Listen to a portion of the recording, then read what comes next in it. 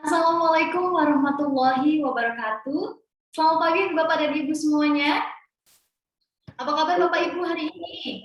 Selamat pagi, alhamdulillah baik. Alhamdulillah. Balik Mbak Maulid. Alhamdulillahirabbil alamin. Senang sekali Nanda hari ini bisa mendengarkan kabar baik ya dari Bapak dan Ibu ya. Tetap semangat untuk mengikuti acara hari ini ya Bapak Ibu. Sebelumnya saya izin konfirmasi Bapak Ibu, apakah suara saya dapat terdengar jelas?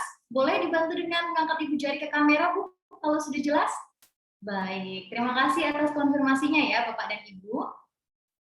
Sebelumnya saya mohon izin Bapak dan Ibu memperkenalkan diri. Saya Maulidia Ananda, biasa dipanggil Nanda. Saya pegawai Direktorat Kial. Pada hari ini izin memandu acara TOT hari kedua ya.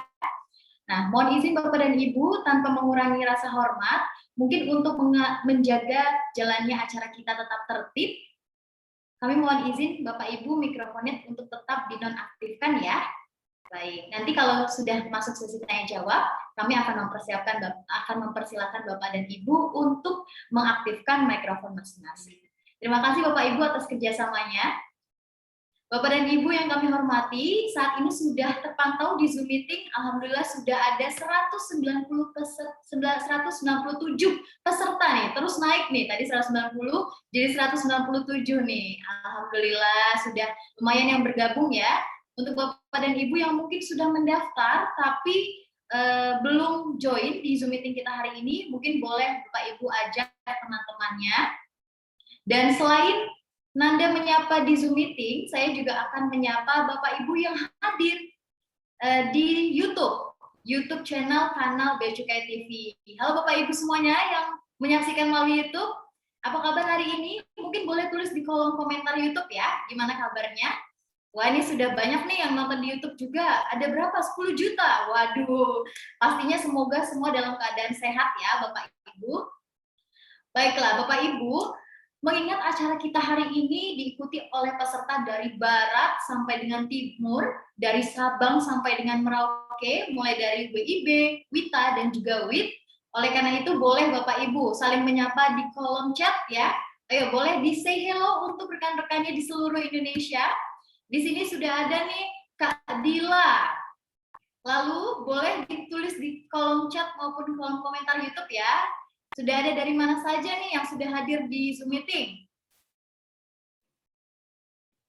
Baik, sudah banyak ya. Di YouTube ada Bapak Iwan dari Kanwil Maluku. Lalu ada juga Bapak Ahmad dari Bea Cukai Pangkalan Bun. Selamat pagi Bapak, sehat selalu ya Bapak dan keluarga. Baiklah Bapak dan Ibu semuanya, perlu kami sampaikan bahwa acara hari ini dilaksanakan secara daring dan dapat disaksikan melalui Zoom Meeting maupun YouTube kanal Bea Cukai TV. Waalaikumsalam Bapak Haris, alhamdulillah. Bapak Amal Fikriyadi juga dari Bea Cukai Pantoloan dan Bapak Wahyu dari Bea Cukai Timika. Selamat bergabung Bapak dalam TOT hari kedua hari ini. Semoga dapat bermanfaat ya Bapak materi kita. Nah, Bapak dan Ibu, tentunya kita masih di tengah pandemi COVID-19 ya. Untuk itu, kami tak henti-hentinya mengingatkan Bapak dan Ibu untuk senantiasa menerapkan protokol kesehatan, seperti menggunakan masker, mencuci tangan dengan sabun dan air mengalir, dan juga menjaga jarak. Jadi, kami sarankan untuk Bapak dan Ibu yang menyaksikan secara massal atau bersama-sama acara hari ini di kantor, nobar istilahnya ya, mungkin boleh tetap menggunakan masker dan juga menjaga jarak. Oke? Baiklah Bapak dan Ibu, Bapak dan Ibu yang kami hormati, Training of Trainers pada hari ini merupakan rangkaian Bintalnas Week 2021 yang mengusung tema Pre-Activating Pembinaan Mental dalam meningkatkan integritas dan kinerja ASN. Yang dilaksanakan sudah dimulai dari kemarin Bapak dan Ibu tanggal 20 dan nanti akan selesai di tanggal 24 September 2021 mendatang, tepatnya hari Jumat mendatang. Jadi pastikan Bapak Ibu mendaftar juga ya, besoknya lagi sampai dengan hari Jumat. Nah, kemarin kita telah mendengarkan materi mengenai work-life balance yang disampaikan oleh Bapak Muhammad Lukman dari Sekretariat LNSW. Nah, hari ini kita mendatangkan narasumber mana lagi? Siapakah narasumber luar biasa tersebut? Ya, hari ini kita juga menyiapkan narasumber luar biasa, yaitu Bapak Dedi Soeharto, seorang auditor madya dari Inspektorat 7, Inspektorat Jenderal Kementerian Keuangan. Keren banget bukan? Keren ya? Nah, baik. Karena peserta yang hadir sudah semakin banyak, sudah ada 218 peserta. Oke, mungkin saya mau ngecek semangatnya Bapak dan Ibu melalui jargon Bintalnas. Nah, masih ingat nggak? Bapak dan Ibu mungkin yang ikut Bintalnas kemarin, masih ingat dengan jargonnya Bintalnas Week? Masih ingat? Oke, jadi kalau saya bilang Bintalnas Week, Bapak dan Ibu menjawab mental sehat, kerja kuat. Bisa ya? Oke, kita coba ya. Bintalnas Week, mental sehat, kerja kuat. Tepuk tangan untuk kita semua. Oke, wah luar biasa sekali Bapak dan Ibu ini sudah tidak sabar ya tentunya untuk mengikuti acara kita hari ini, mental sehat kerja kuat nih dari Pak Dev Dwi Sandi, PSO Pantoloan. Selamat pagi Bapak. Nah, mungkin Bapak dan Ibu juga penasaran sebenarnya siapa saja sih panitia yang telah mempersiapkan acara hari ini. Untuk itu, izinkan kami untuk memperkenalkan panitia hari ini. Penanggung jawab kegiatan hari ini adalah penanggung jawab 1, Kepala Subdirektorat PLI Direktorat Kial, Bapak Hatta Wardana. Penanggung jawab 2, Kepala Subdirektorat Pencegahan Direktorat Kepatuhan Internal, Bapak Abdul Karim. Penanggung jawab 3, Kepala Seksi Penyuluhan Direktorat Kial, Ibu Endah Puspawati. Penanggung jawab 4, Kepala Seksi Edukasi dan Pengendalian Gratifikasi Direktorat KI, Bapak Ari Swasana Herlambang. Untuk PIC event, desainer, videografer, dan bidang lain, ini berasal dari seluruh Indonesia, Bapak dan Ibu.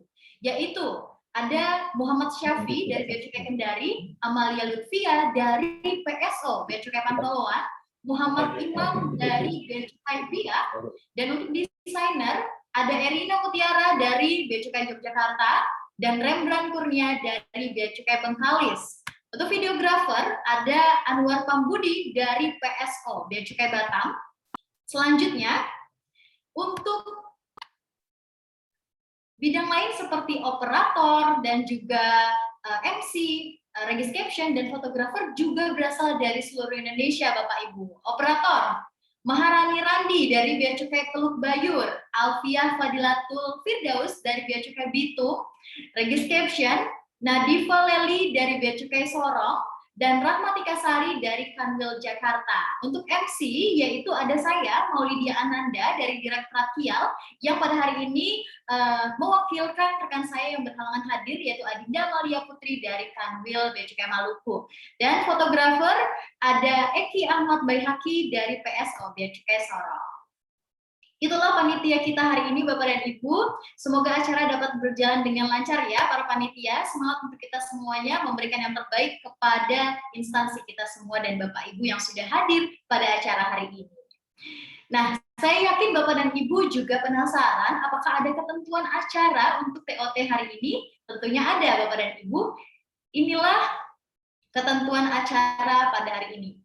Yang pertama, peserta kami mohon untuk menggunakan nama dengan format nama _ nama kantor. Sebagai contoh, Amalia Lutfia dari _ PSO BC Pantoloan.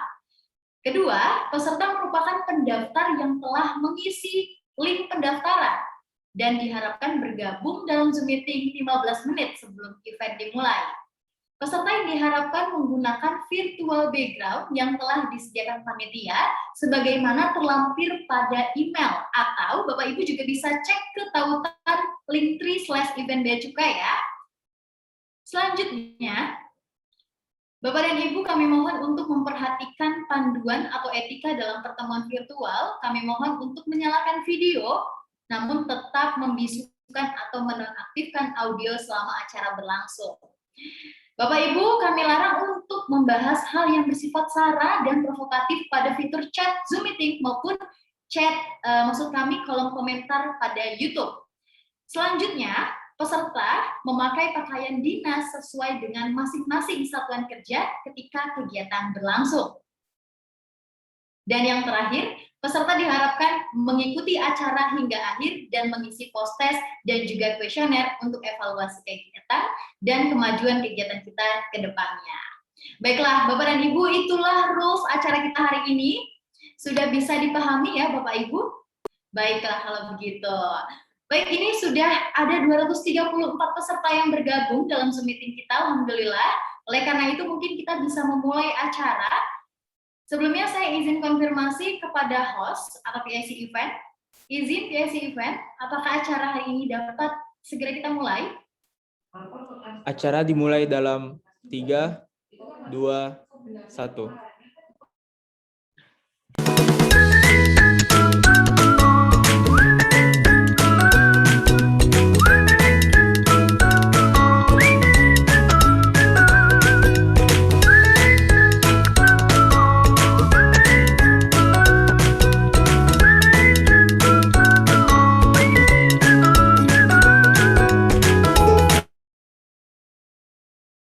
Assalamualaikum warahmatullahi wabarakatuh. Selamat pagi dan salam sejahtera bagi kita semua. Pertama-tama marilah kita panjatkan puji dan syukur kehadirat Tuhan yang Maha Esa, karena atas izinnya lah kita pada hari ini dapat berkumpul menghadiri acara secara daring, yaitu acara Training of Trainers dengan judul Menjadi ASN yang Berintegritas. Kami ucapkan selamat datang kepada yang terhormat Auditor Madya Inspektorat 7, Inspektorat Jenderal Kementerian Keuangan, Bapak Dedi Suharto selaku narasumber kita hari ini. Yang kami hormati seluruh pejabat dan juga pegawai di lingkungan Direktorat Jenderal Bea dan Cukai, dan yang kami hormati seluruh peserta Training of Trainers yang berbahagia. Perkenalkan, saya Nanda, pegawai Direktorat KIAL yang akan memandu jalannya acara pada hari ini. Bapak dan Ibu sekalian, agar acara kita dapat berjalan dengan lancar dan juga penuh keberkahan, marilah kita mengawalinya dengan berdoa. Berdoa menurut agama masing-masing, dipersilakan.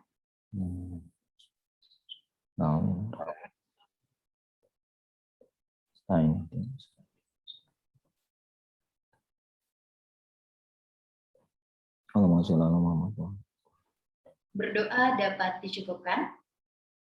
Bapak dan Ibu yang kami hormati, sebagai wujud rasa cinta kita dan pengabdian kita kepada instansi Direktorat Jenderal Bea dan Cukai, marilah kita menyanyikan lagu Mars Bea dan Cukai. Lalu dilanjutkan dengan pembacaan sikap dasar pegawai Direktorat Jenderal Bea dan Cukai. Hadirin dimohon berdiri.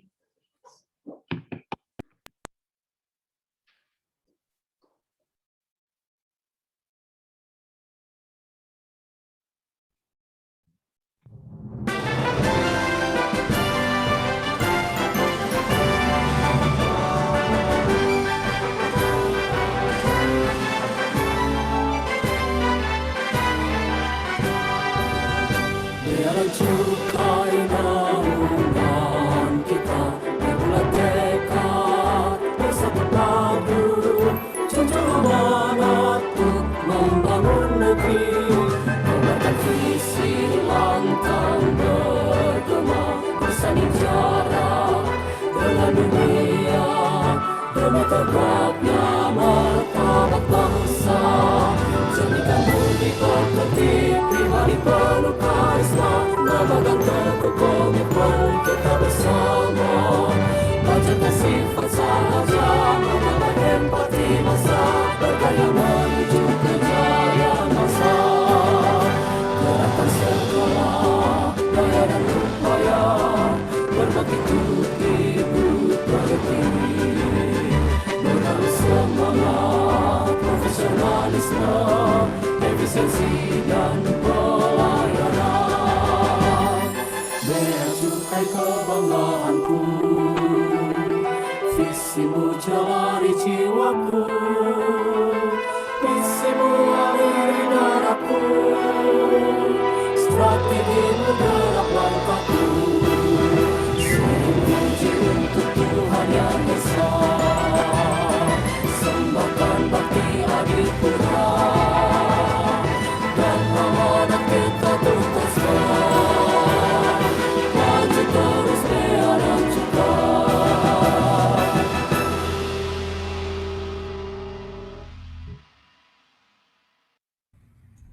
Sikap dasar pegawai Direktorat Jenderal Bea dan Cukai.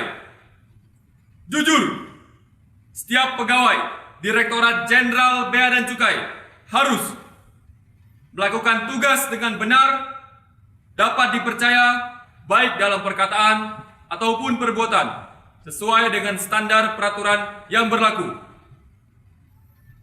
Korsa, setiap pegawai Direktorat Jenderal Bea dan Cukai harus mempunyai rasa memiliki dan rasa kebersamaan di antara pegawai dalam rangka melaksanakan tugas.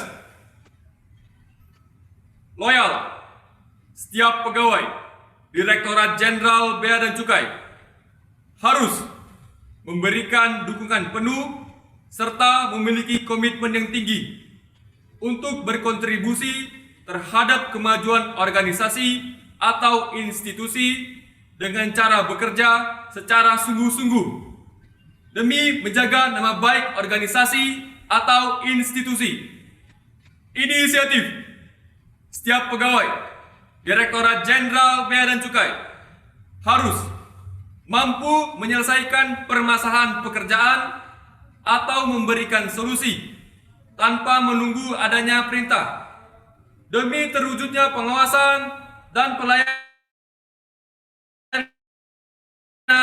yang lebih baik. Korektif, setiap pegawai Direktorat Jenderal Bea dan Cukai harus senantiasa mau mengakui, mengingatkan, serta memperbaiki kesalahan orang lain untuk perubahan ke arah yang lebih baik.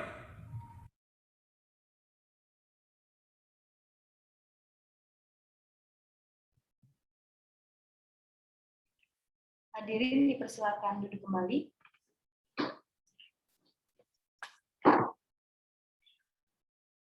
Bapak dan Ibu sekalian, tema kita hari ini berkaitan dengan poin pertama, nilai-nilai Kementerian Keuangan, yaitu integritas dan setiap nilai yang tidak dapat dipisahkan. Karena tiap nilai mendukung nilai yang lain, itulah integritas.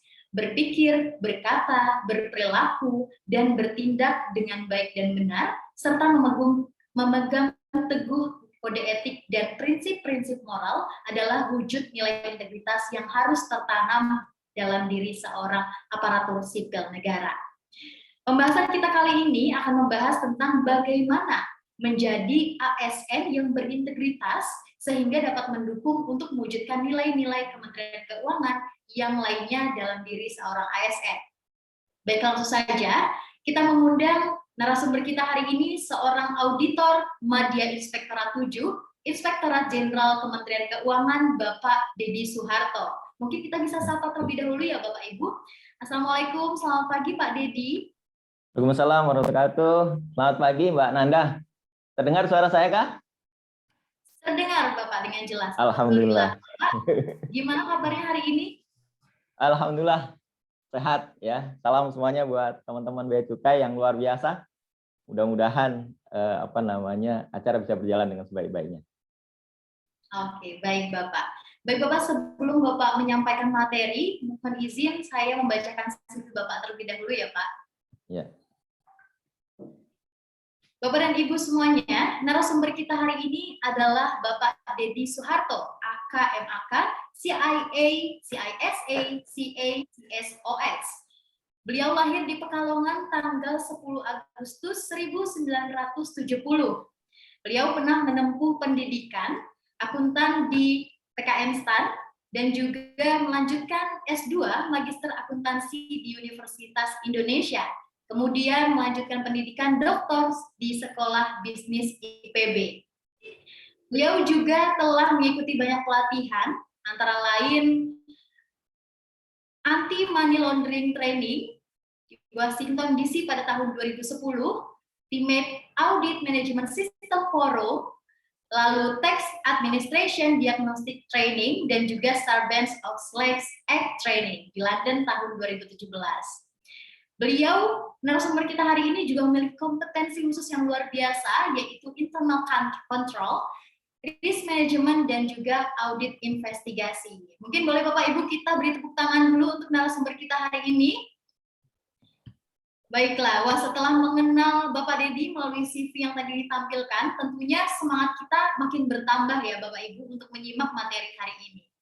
Dalam pembahasan nanti, apabila Bapak dan Ibu memiliki pertanyaan, kami juga sudah menyiapkan waktu sesi tanya jawab setelah pemaparan materi. Namun sebelum itu, kami silakan Bapak Ibu untuk dapat mengetikkan pertanyaan di kolom Slido pada tautan linktree/event Bea Cukai yang telah dibagikan di kolom chat oleh panitia. Baiklah, mohon izin Bapak dan Ibu, mohon izin Pak Dedi Soeharto, apakah sudah siap Pak untuk menyampaikan materi hari ini? Ya, siap. Siap, Mbak Nanda. Kepada Bapak Dedi Soeharto, kami silakan. Baik, terima kasih. Assalamualaikum warahmatullahi wabarakatuh. Salam sejahtera, selamat pagi buat kita semuanya, Bapak Ibu sekalian. Salam kenal ya, ini teman-teman dari Bea Cukai ini luar biasa ya. Dan mudah-mudahan baik yang di Zoom maupun yang ada di YouTube, semuanya bisa menikmati acara ini dengan sebaik-baiknya. Baik, tanpa berpanjang kata, saya ingin menyampaikan terkait dengan materi pada pagi ini ya. Saya agak bergerak dikit ya, supaya terasa nggak seperti cuma di ruang rapat saja, tapi bisa merupakan satu penyampaian terkait dengan materi. Baik, Bapak Ibu sekalian, izinkan saya untuk share materi ya, untuk kemudian saya coba jelaskan ya. Nanti kita akan diskusikan kalau mungkin Bapak Ibu ada yang mau disampaikan. Mohon izin ya Bapak Ibu semua.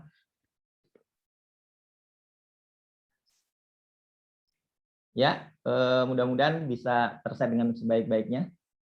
Cukup ya Bapak Ibu ya, kelihatan? Ya, mudah-mudahan kelihatan ya Bapak Ibu sekalian. Ya, Bapak Ibu sekalian, saya akan coba sampaikan materi saya pada kesempatan kali ini, yaitu terkait reactivating ya, pembinaan mental dalam meningkatkan integritas dan kinerja ASN Kemenkyu. Tentu nanti saya akan fokus ke masalah integritas terutama, tapi saya akan coba sampaikan secara umum terlebih dahulu, mudah-mudahan bisa dipahami dengan sebaik-baiknya. Baik, kita coba lihat. Yang pertama, sudah ada ya amanat dari Undang-Undang ASN, Bapak Ibu sekalian. ASN itu sebagai profesi, di pasal 3 itu kita memiliki amanat sebagai integritas moral, ya, kemudian pelayanan publik, dan juga profesional, gitu ya. Ini perlu kita benar-benar jaga jadi terkait dengan masalah integritas ini ya Bapak Ibu sekalian. Oke, lanjut aja, next saja biar nanti banyak diskusinya ya. Nah, terkait dengan proses profesionalisme ini Bapak Ibu sekalian, itu ada 3 ya yang akan mensupport profesionalisme ini. Yang pertama adalah kinerja, tentu saja ya Bapak Ibu udah punya IKU itu kan, indikator kinerja utama, yaitu prestasi yang diberikan seseorang atas unjuk kerjanya. Ya, Bapak Ibu bekerja, Bapak Ibu mendapatkan kinerjanya gitu yang dicapai. Yang kedua Bapak Ibu sekalian, ada masalah kompetensi terkait itu pendidikan ya. Karena itulah kemudian saya mencoba juga mengembangkan kompetensi saya hingga menjadi doktor. Tapi itu secara formal. Secara informal tentu dengan mengikuti pelatihan-pelatihan, training dan sebagainya, itu penting. Dan juga pengalaman Bapak Ibu sekalian. Karena itu saya ini cukup setia saya di audit gitu ya, supaya saya benar-benar punya pengalaman gitu ya. Pengalaman mengaudit, pengalaman yang terkait dengan bidang saya. Nah, 3 hal ini itu menjadi kompetensi, tetapi yang jangan dilupakan adalah support hal yang ketiga. Apa itu Bapak Ibu sekalian? Adalah integritas. Ya, integritas ini penting. Di sana ada masalah kedisiplinan gitu. Saya yakin kalau teman-teman Bea Cukai ini teman-teman yang berseragam biru tua ya kan, itu adalah orang-orang yang sangat disiplin ya. Kemudian juga jujur ya. Kemudian adil dan loyal. Ini juga penting ya. Kita harus adil dan juga kita loyal. Loyal kepada organisasi, loyal dalam pengertian loyal terhadap nilai-nilai dari organisasi itu ya. Setia kepada nilai organisasi, nilai-nilai Kementerian Keuangan, nilai-nilai ada di Direktorat Jenderal Bea dan Cukai. Nah, integritas ini menjadi satu hal yang sangat penting. Tanpa integritas, profesionalisme akan sulit untuk ditegakkan, Bapak Ibu sekalian. Ya. Next. Ya. Dan kemudian kita coba melihat ini dulu ya, gambaran globalnya ya.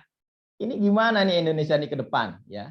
Indonesia ini sebelum pandemi sebenarnya ini dilakukan semacam semacam mungkin penelitian ya, bahwa ternyata di tahun 2030 kita akan menjadi kekuatan ekonomi 10 besar di dunia. Tapi mungkin dengan pandemi agak terkoreksi ya. Tapi kalau yang lain pun terkoreksi karena pandemi, saya yakin tidak akan terlalu besar juga perubahannya. Artinya mungkin kita menjadi kekuatan ekonomi entah 10 besar, entah 20 besar. Itu masih bagus, Bapak Ibu sekalian. Di tahun 2050 diprediksi kita akan menjadi kekuatan ekonomi 6 besar di dunia. Nah, ini kan luar biasa ya Bapak Ibu ya. Karena kita memiliki kekayaan alam yang luar biasa besar dan ada yang disebut dengan bonus demografi Bapak Ibu. Ya. Saya yakin dari sekitar 200-an lebih yang di Zoom ataupun juga yang ada di YouTube itu banyak ASN milenial bea cukai. Ya. Dan itu artinya wah itu sebuah kekuatan ya. Sebenarnya SDM ini kalau kita kelola itu sebuah kekuatan besar, apalagi SDM milenial, SDM yang muda. Nah, kalau saya ini udah bukan termasuk milenial lagi ya, tapi kita juga memerlukan juga SDM yang sudah berpengalaman, yang sudah senior juga ya. Tapi bonus demografi di Indonesia itu sangat luar biasa. Sehingga kita akan diprediksi menjadi kekuatan ekonomi 6 besar di dunia. Nanti kalau terkoreksi ya paling mungkin menjadi 10 kekuatan besar ekonomi di dunia. Cuma memang apa yang harus menjadi perhatian kita? Ya kita harus mengusahakannya. Ini tidak bisa tiba-tiba tenang-tenang, santai, ya kan, sambil ngopi gitu. Terus tiba-tiba terjadi dengan sendirinya, enggak. Cara berpikirnya tidak seperti itu. Tapi ini dengan cara berpikir bahwa kita mengoptimalkan, mendayagunakan SDM kita. Gitu. Ini yang harus kita pegang ya, termasuk tadi persoalan integritas tadi. Karena itu menjadi penting. Next. Nah ini kalau melihat SDM Indonesia nih dari perspektif kancah dunia ini agak gimana ya Bapak Ibu sekalian ya. Ini tapi tahun 2014. Mungkin sekarang sudah ada perubahan ya. Tapi saya rasa perubahannya nggak akan terlalu besar. Saya ingin mengatakan kita masih kalah sama Singapura, Malaysia ya. Thailand juga kita masih kalah. Mungkin kita juga masih kalah sama Filipina. Nggak tahu kalau sekarang mungkin apakah kita sudah ini ya. Tapi selama 7 tahun saya rasa perubahannya mungkin nggak akan terlalu besar. Ya. Mungkin kita bisa ngalahin Filipina kali, tapi untuk Thailand mungkin masih belum. Nah ini menjadi perhatian kita bersama Bapak Ibu. Ya, HDI ini adalah Human Development Index. Ya, ini adalah indeks pembangunan manusianya. Gitu. Dan memang benar ya dari aspek literasi aja kita itu sangat ini banget gitu, sangat kurang sekali.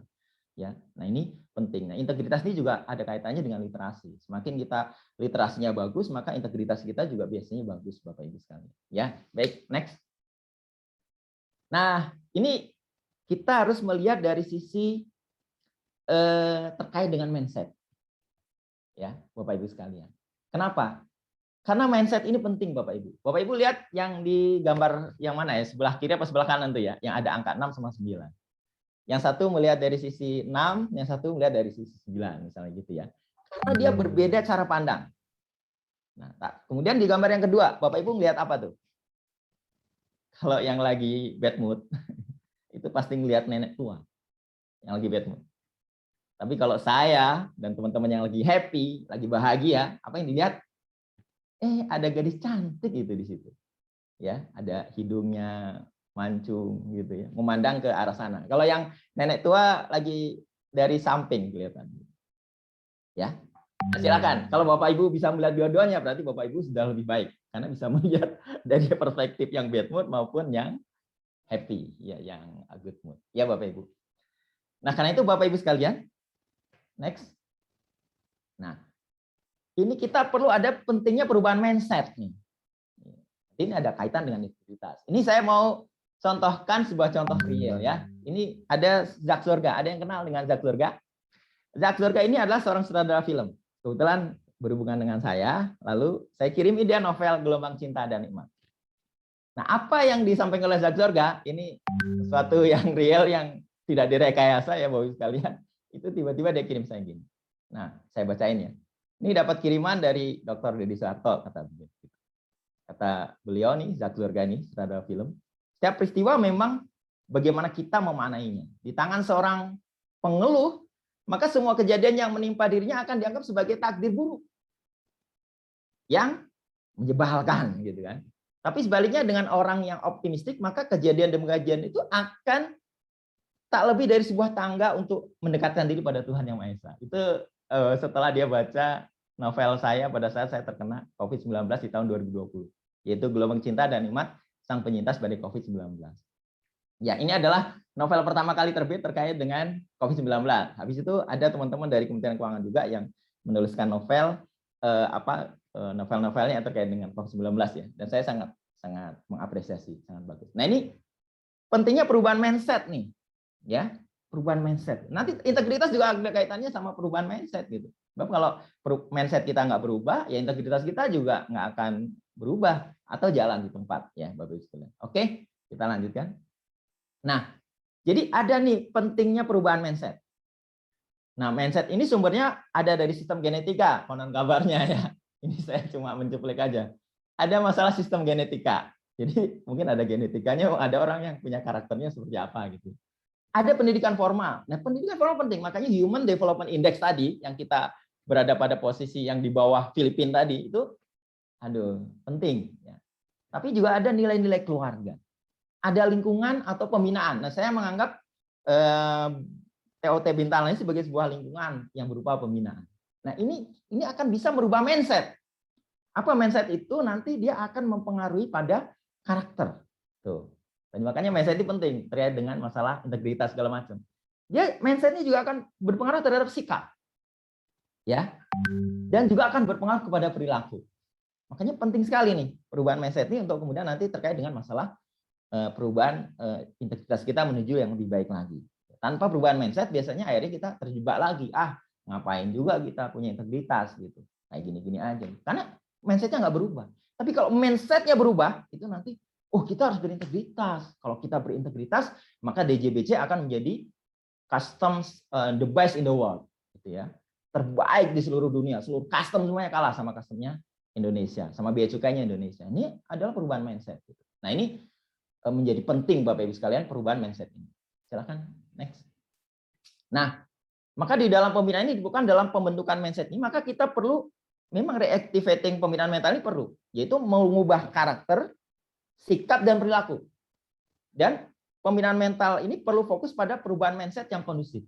Ya, perubahan mindset yang kondusif. Apa itu perubahan mindset yang kondusif? Ya, itu perlu kita fokuskan. Gitu. Maka nanti integritas ini termasuk salah satunya nih, karena bagian juga ini kita perlu fokus kepada perubahan mindset yang kondusif. Next. Nah, ini ciri-ciri mindset yang kondusif ya. Ini dalam rangka tadi nanti kita akan fokus pada tadi masalah integritas. Yang pertama, ketika kemudian kita punya mindset yang terbaik, maka kita akan memandang masalah itu jadi tantangan. Tadi ya, ada yang lihat angka 6, angka 9, itu kan karena kita bagaimana cara melihat sebuah persoalan itu. Maka kita akan memandang masalah jadi tantangan. Lalu kita akan open mind, menerima saran dan ide. Dan ketika kita open mind, maka kita akan berpikir, wah, integritas ini penting, sangat penting. Tapi kalau yang nggak open mind, yang close mind, akan selalu bilang, integritas ini bikin kita nggak punya peluang untuk korupsi. Kan begitu cara berpikirnya. Padahal seharusnya kita berpikir open mind itu kita bisa kaya bersama-sama. Kalau korupsi mungkin dia kaya sendirian, itu pun nggak berkah, hidupnya juga sengsara, saya yakin. Minimal sengsara hati. Ya, saya pastikan orang-orang korupsi itu akan sengsara hati. Tapi kalau open mind, yuk kita kaya bareng-bareng. Ayo seluruh DJBC ini kita kaya bareng-bareng. Seluruh Kementerian Keuangan ini kita kaya bareng-bareng. Itu open mind. Itu. Jadi akan melahirkan integritas yang bagus. Gitu. Kemudian nggak gampang terprovokasi penggunaan negatif. Nanti pasti ada yang provokasi tuh. Alah, kayak gini-gini aja kita nih. Kekayaan kita nggak nambah-nambah nih. Kalau kita pakai integritas, kita jujur, kita nggak bisa kaya nih. Ya itu karena cara berpikirnya kaya sendirian ya, korupsi sendirian gitu. Nah itu harusnya kita berpikir kita kaya bersama-sama tanpa korupsi, gitu kan? Nah ini kan luar biasa. Kemudian mindset yang kondusif juga mensyukuri apa yang ada, ya nggak usah dipikiri apa yang tiada gitu. Ini lagu ya itu ya. Syukuri apa yang ada, ya kan? Dan seterusnya. Hidup adalah anugerah ya. Pasti suara saya jelek, tapi nggak apa-apa. Ya. Karena ini adalah sesuatu yang bagus untuk kita tangkap ya dari syair itu. Syukuri apa yang ada. Bapak Ibu sekalian, kalau kita mensyukuri, Masya Allah. Ketika saya mendapatkan ini ya, hantaman COVID-19 itu saya mensyukuri. Saya pertama kali menulis novel itu, bukan menulis novel ya, menulis tulisan itu di WA group, saya tulis syukur atas syukur. Itu pada saat saya sedang terkena COVID-19 pada posisi terkena saturasi itu angkanya 55. Bayangin, itu dalam keadaan mau mati. Itu saya masih menulis bagaimana caranya bersyukur. Sedangkan syukur itu adalah sesuatu yang disyukuri. Jadi kita bersiap bersyukur, itu harus sesuatu yang kita syukuri. Nah, itu mindset. Ya. Kemudian, ini yang penting juga nih, ada mindset tuh, kita itu kan seringnya pintar bikin alasan ya. Harusnya kita bodoh bikin alasan, tapi pandai bertindak. Ini kita akan banyak melakukan produktif gitu. Kalau pintar bikin alasan, ya kita lagi pandemi kayak gini, ya sudah begini. Nggak produktif gitu. Ya, tapi kalau kita bodoh bikin alasan, kita nggak punya alasan nih. Tapi pandai bertindak, coba. Saya itu kena COVID-19 tahun 2020, bikin novel berapa? 2. Novel pertama, ada nggak bukunya ya? Tunjukin. Ada. Buku Gelombang Cinta dan Nikmat Sang Penyintas COVID-19. Nah, itu novel yang pertama. Sekarang saya lagi mau nerbit novel yang kedua, ya. Nggak apa-apa ya, karena ini adalah novel Gelombang Cinta dan Nikmat Sang Penyintas Badai COVID-19. Lalu novel yang kedua, judulnya adalah Samudra Pesona. Ini sedang percetakan, gitu ya. Saya mohon izin, bareng siapa yang mau ingin beli, nanti akan ditulis tuh nanti di chat tuh ada linknya ya. Karena itu aja ada 2 itu novel tuh. Selama masa-masa pandemi di mana orang lain pada bengong-bengong, ya. Terus ada buku saya satu lagi tapi tidak dalam bentuk buku, bentuknya PDF. Itu judulnya adalah Promes 10 Jurus Sembuh. Bayangkan dalam posisi kondisi pandemi orang lain pada tiarap semua. Saya bukan bersombong diri ya, tapi cuma ingin menunjukkan bukti aja. Deddy Soeharto itu bikin 2 novel dan 1 buku. 3 buku saya bikin. Gitu. Mau tahu ini bikinnya berapa hari? Ini bikinnya adalah 12 hari. Nah, karena ceritanya gini, saya sekitar 1 bulan ya terkena COVID-19 dengan kondisi berat di RSPG Cisarua. Lalu apa yang terjadi? Pada hari saya dipersilakan oleh rumah sakit untuk keluar, itu dokternya masih bilang begini, Pak Dedi, kita perkenankan pulang, tapi harus isolasi mandiri selama 14 hari. 14 hari. Nah, itu saya gunakan untuk menulis novel selama 12 hari. Dapatlah novel Gelombang Cinta dan Nikmat Sang Penyintas COVID-19. Yang novel terbaru, itu novel Samudra Pesona. Itu saya tulis, ya agak kalah dikit sama novel Gelombang. Itu 19 hari. Kalah 7 hari. Tapi tetap masanya cepat. Jadi, kita harus bodoh bikin alasan. Kalau pintar bikin alasan banyak, gitu. Nggak usah nyari dari teman-teman bea cukai, nggak usah. Gitu. Kita tanya orang biasa gitu yang ada, mereka pintar bikin alasan. Tapi yang pandai bertindak itu sedikit. Nah, teman-teman bea cukai harus pandai bertindak, termasuk bertindak dalam kerangka berintegritas. Gitu. Itu harus pandai bertindak. Bagaimana bertindak berintegritas yang baik dan sebagainya. Kemudian mindset yang kondusif juga adalah memanfaatkan bahasa lisan dan tubuh yang kondusif, gitu ya. Jadi ini yang penting gitu ya, kita menghormati orang segala macam. Kemudian yang penting juga adalah ini peduli pada jati diri dan citra diri. Ya, di dalam jati diri ini ada masalah integritas. Sebab kalau kita nggak berintegritas sebenarnya kita nggak punya jati diri. Mungkin punyanya apa ya? Bukan jati diri ya, bukan jati ya, tapi mungkin apa ya? Papan biasa gitu. Papan biasa diri gitu. Kayaknya nggak enak banget gitu. Kita harus punya jati diri, punya citra diri, punya integritas, punya sesuatu yang akan menunjang profesionalisme kita. Next. Nah, terima kasih. Nah, ini nanti lonceng novel Samudra Pesona ini itu akan diselenggarakan dan saya dengar Bu Sri Mulyani Indrawati akan berkenan hadir ya. Mudah-mudahan beliau berkenan hadir dan benar-benar bisa mensupport ya produktivitas yang dilakukan oleh saya selaku PNS di Kementerian Keuangan. Saya terima kasih sekali kepada Bu Sri Mulyani Indrawati yang insya Allah berkenan untuk hadir pada acara ini. Dan terima kasih juga nih buat teman-teman yang akan baca puisi ya. Itu ada Kang Undani, penyair di JPC. Beliau menulis puisinya ya dan menulis di novel saya di Samudra Pesona. Tapi untuk Kang Undani ini rupanya beliau senang membimbing anak-anak milenial. Jadi kalau nggak salah yang akan membacakan novel puisinya nanti di acara ini adalah yang bernama Salsabila kalau tidak salah ya. Saya sudah dengar itu rekamannya. Wah, mantap sekali. Itu hasil orang yang berintegritas. Saya rasa berikutnya kita bisa ada sesi tanya jawab saja yang kemudian kita akan lebih menukik lagi pada persoalan-persoalan terkait dengan integritas. Demikian tayangan saya. Terima kasih. Saya kembalikan kepada Mbak Nanda ya untuk kemudian kita bisa dialog atau tanya jawab. Terima kasih. Assalamualaikum warahmatullahi wabarakatuh. Selamat pagi dan semangat Bea Cukai maju. Waalaikumsalam warahmatullahi wabarakatuh. Semangat terus ya Pak ya.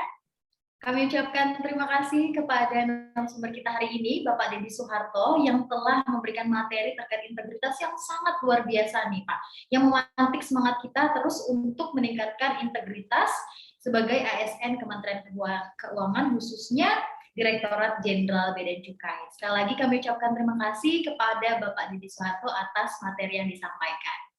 Baiklah Bapak dan Ibu yang kami hormati, selanjutnya kita akan masuk ke sesi yang lebih interaktif. Kita akan melakukan tanya jawab maupun diskusi langsung dengan Bapak Deddy Soeharto. Namun sebelumnya, izinkanlah kami dari panitia telah menyediakan penampilan istimewa karya dari para pegawai Bea Cukai, yaitu dari Bea Cukai Surakarta. Langsung saja, selamat menyaksikan.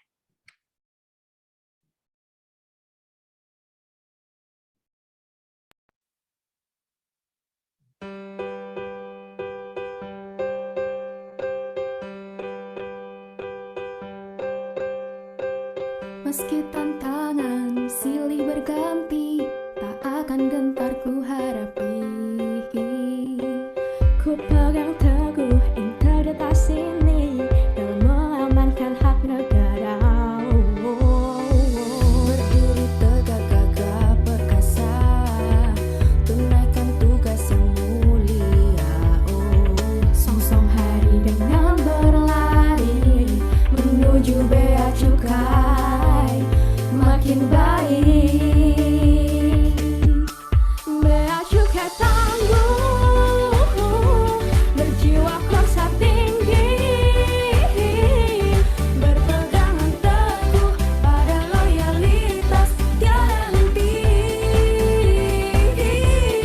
Bea Cukai tangguh, berjiwa kuasa tinggi, tanggap dan kolektif berinisiatif.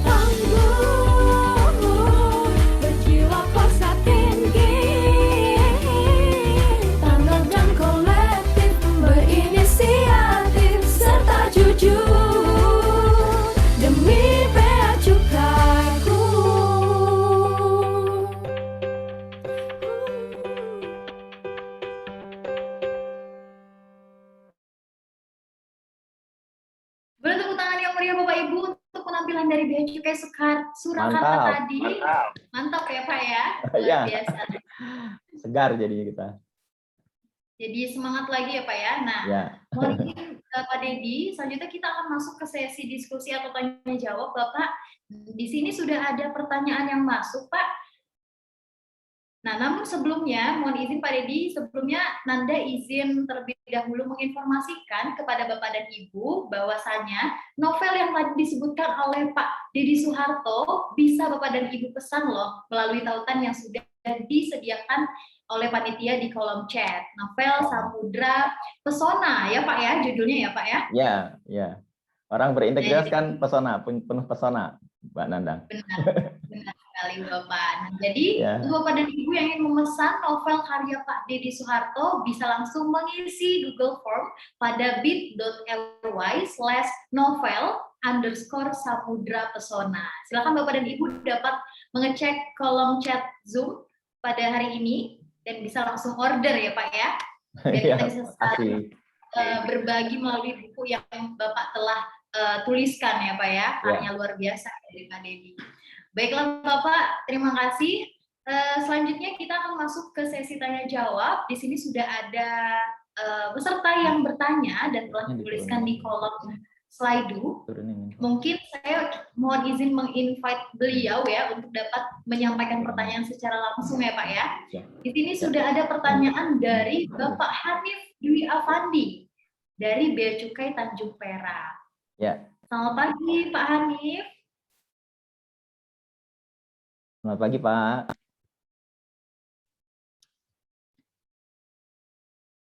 Mohon izin, Pak Hanif. Selamat pagi, Pak. Izin Pak Hanif.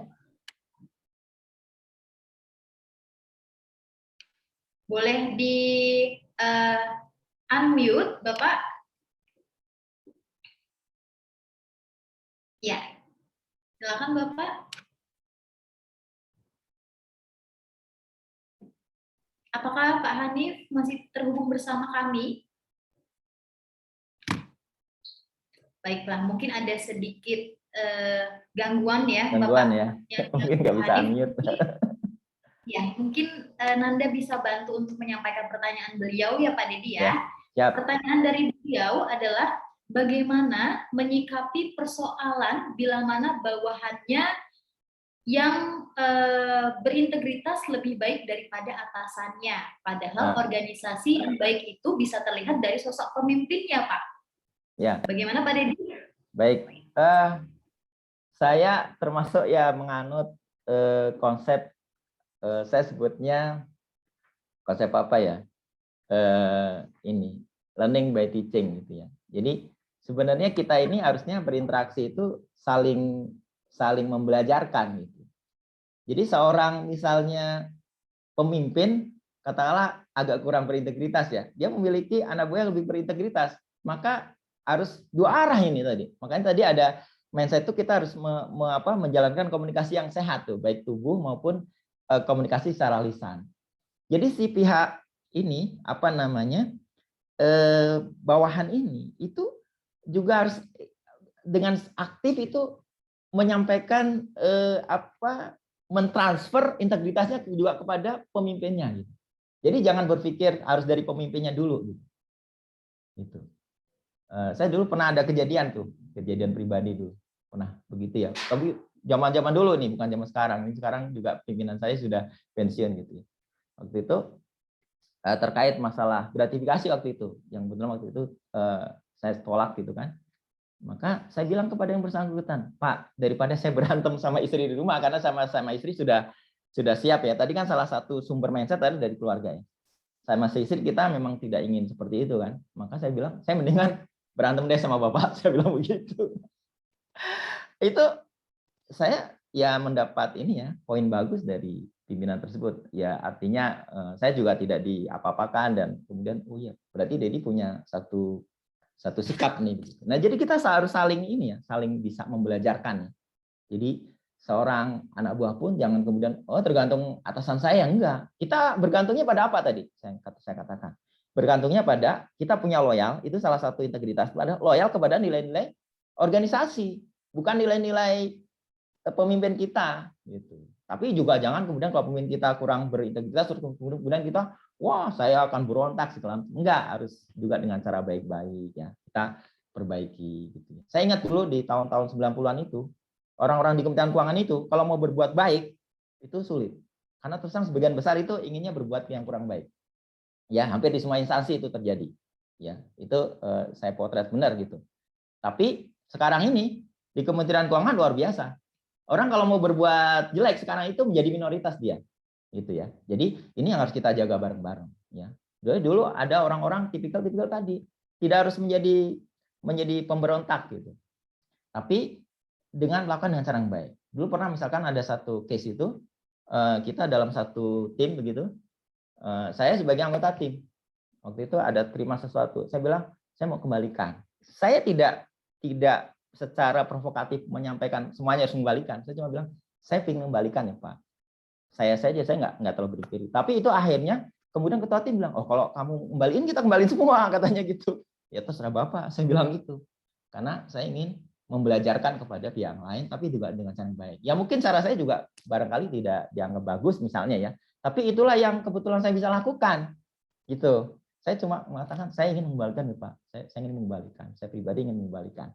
Maka kemudian satu tim itu mengembalikan semua. Itu tahun-tahun 90-an.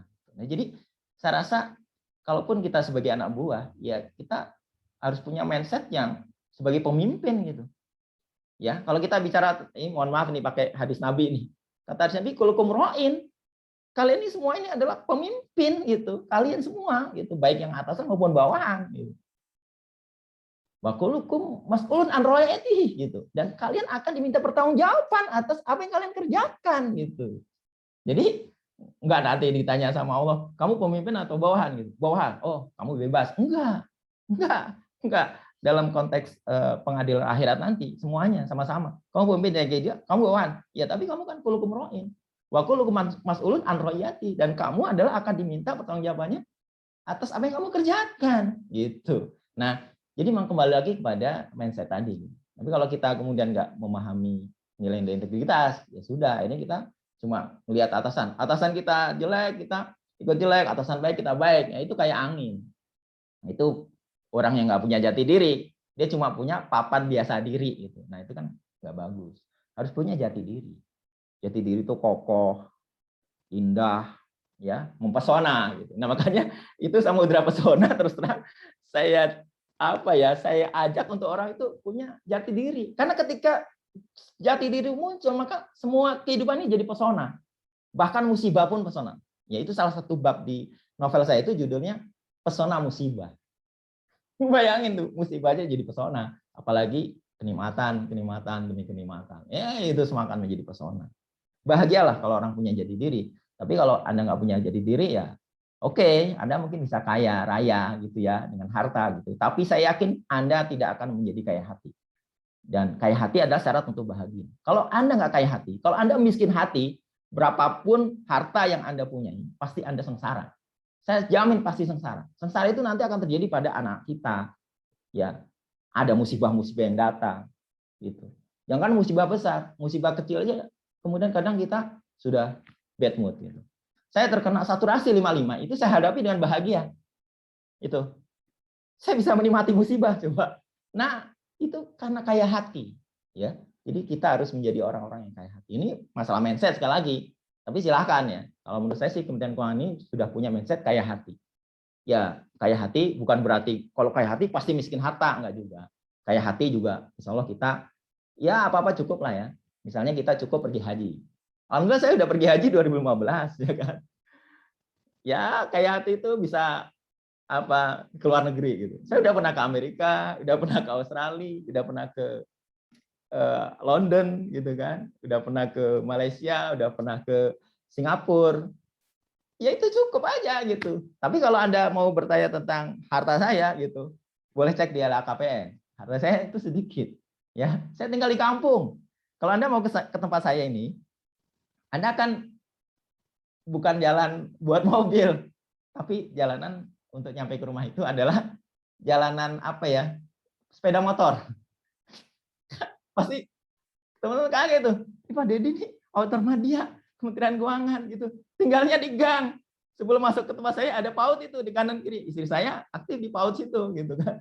Wah, itu nggak cocok banget. Tapi alhamdulillah juga Allah juga kasih rezeki. Di depan jalan, setelah jalan gang itu ada jalanan gede ini yang di tempat ini. Ini akhirnya saya bisa miliki juga. Ini bukan jadi rumah. Saya punya tempat untuk parkir dan sama ini tempat untuk aktivitas sosial. Ini bangunan biasa aja gitu. Nah, ini di sini bisa masuk mobil yang di sini dan ada tempat parkir buat mobil. Alhamdulillah akhirnya bisa juga. Mobil itu saya beli baru tahun 2000 sebelum pandemi ya, 2018 atau 2019. Ya, setelah saya bekerja lebih dari 20 tahun gitu. Sementara mungkin teman-teman yang lain yang memilih jalan yang lain, mereka sudah kaya raya duluan. Tapi kalau kaya hati, saya boleh bertanding dengan siapapun. Gitu ya. Terima kasih Mbak Nanda. Luar biasa. Terima kasih Pak Dedi atas tanggapan sekaligus jawabannya. Yang bisa saya pegang tuh pokoknya transfer nilai integritas itu tidak harus dari leader yang lebih tua atau gimana ya Pak ya. Tidak harus, tapi kami pun sebagai pelaksana juga bisa mentransfer nilai kepada atasan dan siapapun ya Pak ya. Betul. Dan benar sekali kata Pak Dedi, kalau kita bicara tentang integritas itu, kita semuanya adalah pemimpin ya Pak ya. Pemimpin yang harus tetap menegakkan kebenaran termasuk integritas. Luar biasa, terima kasih Pak Dedi atas jawabannya. Bapak mohon izin kita lanjut ke pertanyaan kedua ya Pak ya. Siap. Di sini sudah ada yang menuliskan pertanyaan di slide atas nama Ibu Siti Nur Aida Ihsan. Apakah Ibu Siti berkenan untuk menyampaikan pertanyaan secara langsung? Jika Ibu berkenan, boleh Ibu mengaktifkan mikrofonnya.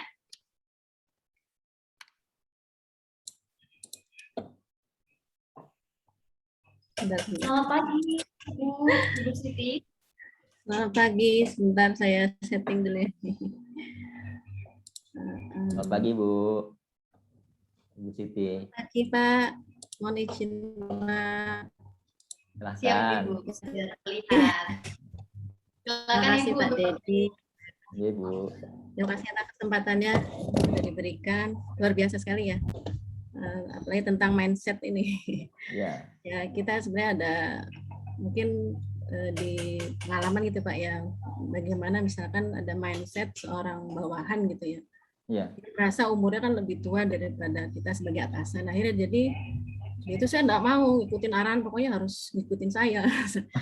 Gimana itu seperti itu Pak mensikapinya gitu ya. Jadi kadang kan kita juga kesusahan ya kalau yang seperti itu, waduh gimana nih. Jadi arahan itu ya jadi kesulitan Pak. Jadi untuk mengarahkannya karena mindsetnya udah seperti itu Pak. Jadi meskipun nanti atasannya ganti lagi ya tidak mau gitu loh untuk mungkin dari Pak Didi bisa memberikan. Ya ini memang sering terjadi ya Bapak Ibu sekalian ya. Ya. Dan Bu Siti kalau menurut saya sih ya bagaimana kita mengkomunikasikannya dengan baik. Ya, mengkomunikasikannya dengan baik itu menurut saya satu hal yang harus kita benar-benar jaga gitu. Saya rasa kalau semua orang itu disampaikan dengan baik-baik tuh kemungkinan juga menarik nih. Saya kebetulan terakhir itu saya chat dengan atasan saya Inspektur 6 Bu Rina. Beliau sudah pensiun. Kemudian bagusnya menarik adalah gini. Saya chat beliau, saya bilang Bu Rina terima kasih sudah membimbing saya, sudah lama gitu ya. Saya bilang begitu ke beliau, ke Bu Rina.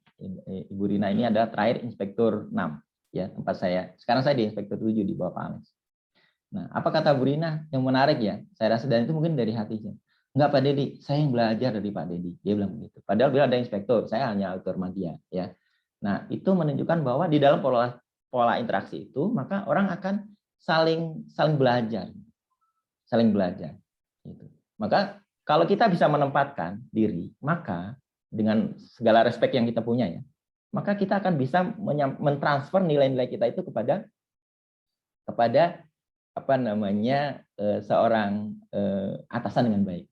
Nah, saya mau cerita sedikit, ini nggak apa-apa ya, pengalaman orang luar yang menurut saya bagus, gitu ya.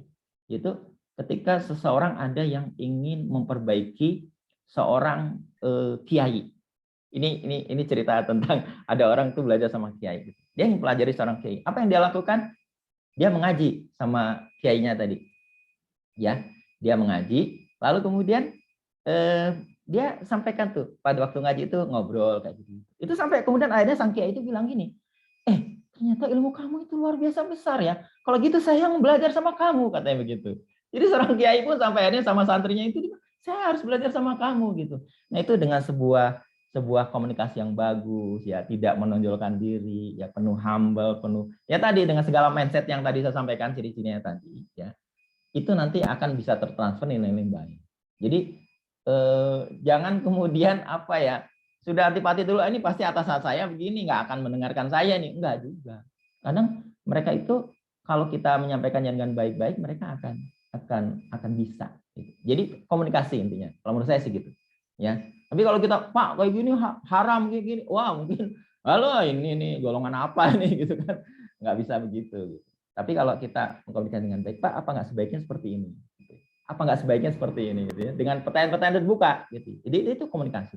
Itu akan membuka atasnya, oh iya kamu benar juga ya, gitu. Karena kita juga punya sikap yang bagus dan komunikasi yang bagus. Jadi integritasnya juga harus dikomunikasikan dengan baik ya, tidak serta-merta di apa gitu ya. Itu sih jawaban saya Bu Siti ya, mudah-mudahan membantu ya. Kalau belum membantu ya coba nanti dicari lagi. Gitu Bu Nanda. Baik, terima kasih Pak Dedi atas jawabannya. Semoga terjawab pertanyaannya ya Bu Siti aja ya. Baiklah.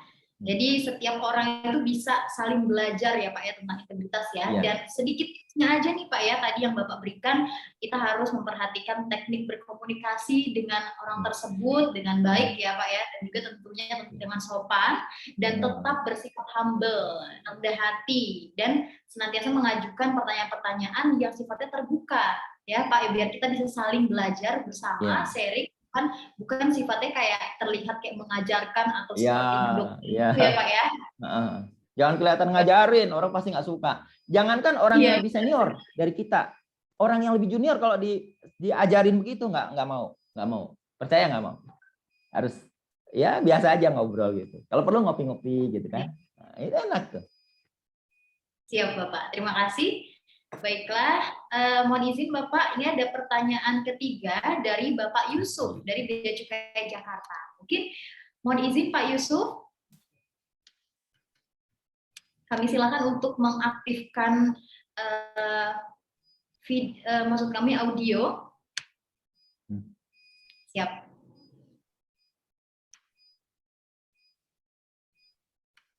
Silakan Pak.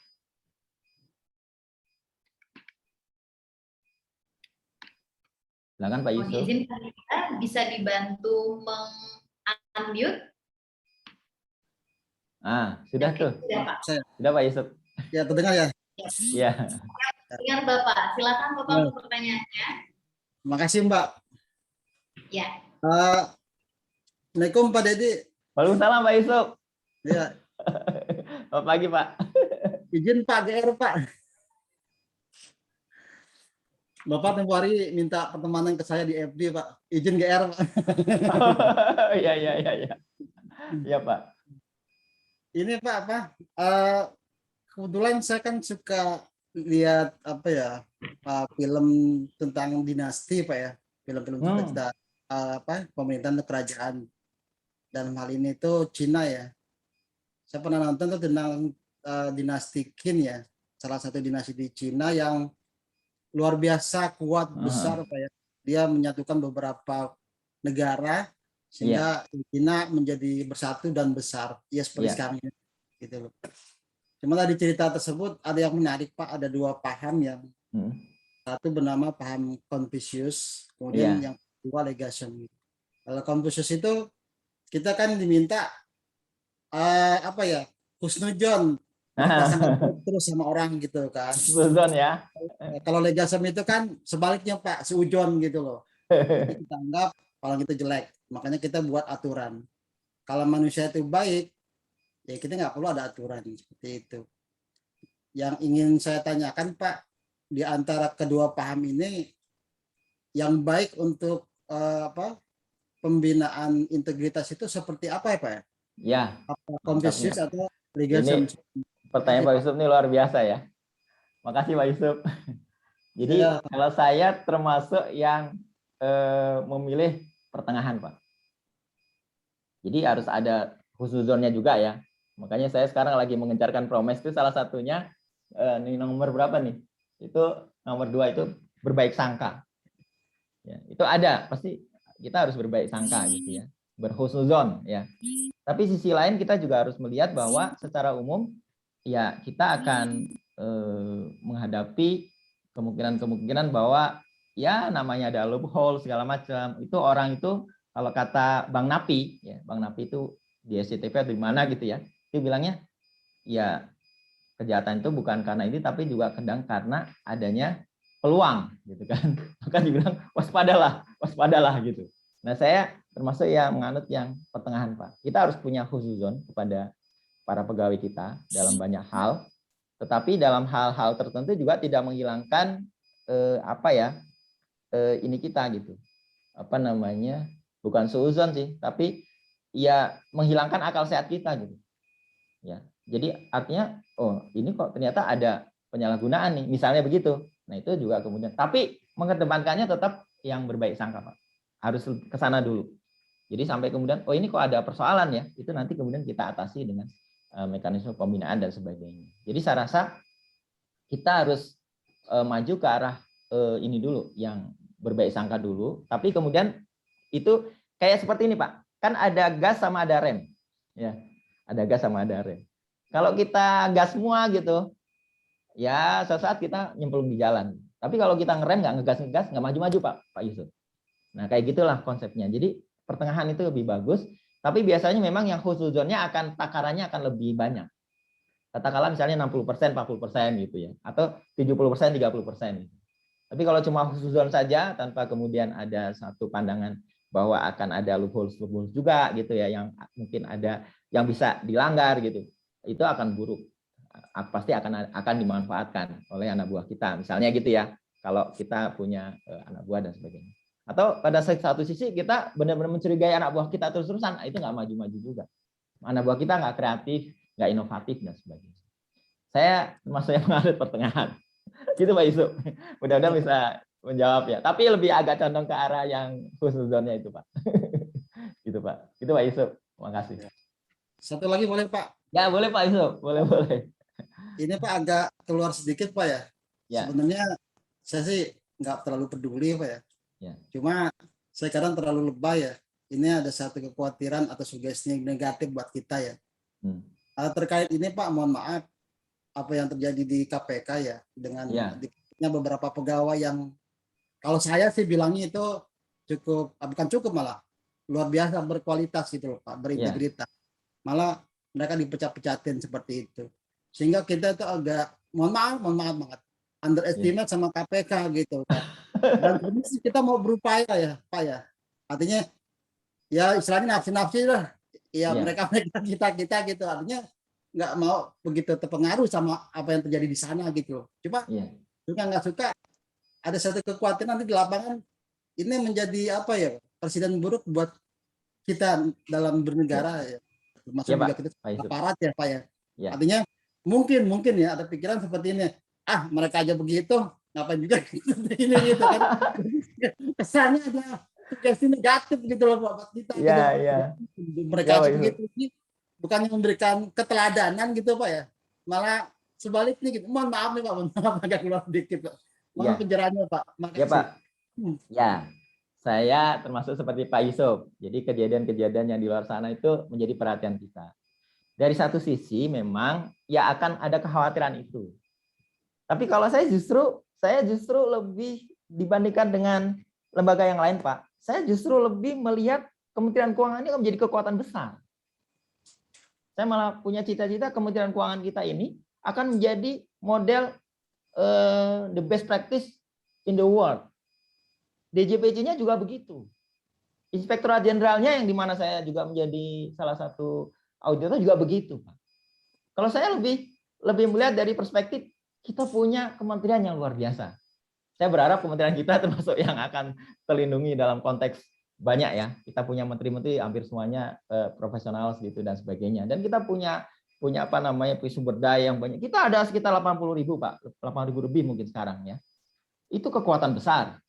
Makanya kita harus menjadi Kemenkeu 1 gitu. Jadi DJPC, DCP, Ijen, DJA, perbendaraan, semuanya kita menjadi DJP 1. Kemenku 1 menjadi satu Kementerian Keuangan. Nah, itu Pak. Jadi kalau saya ada kekhawatiran kayak Bapak tadi, Pak. Tapi di sisi lain, kita punya Kementerian Keuangan. Kenapa enggak ini jadi model? Karena Kementerian Keuangan ini adalah satu-satunya kementerian yang menurut saya dia akan pernah dibubarkan. Kalau kementerian lain boleh gitu. Lembaga lain bisa aja terjadi perubahan tuh, Pak. Tapi Kementerian Keuangan ini akan menjadi darah gitu.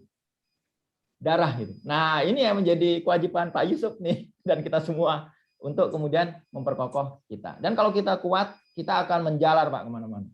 Kita akan menjalar kemana-mana. Ini kemarin saya diminta oleh teman-teman Pemprov untuk memberikan pelatihan terkait dengan internal control di sana. Itu menunjukkan bahwa padahal sebenarnya ya Pemprov DKI nggak ada hubungannya sama kita gitu. Tapi mereka lihat, ini Kementerian Keuangan bagus. Kami akan menimba dari mereka. Gitu-gitu kurang lebihnya tentang internal kontrolnya gitu.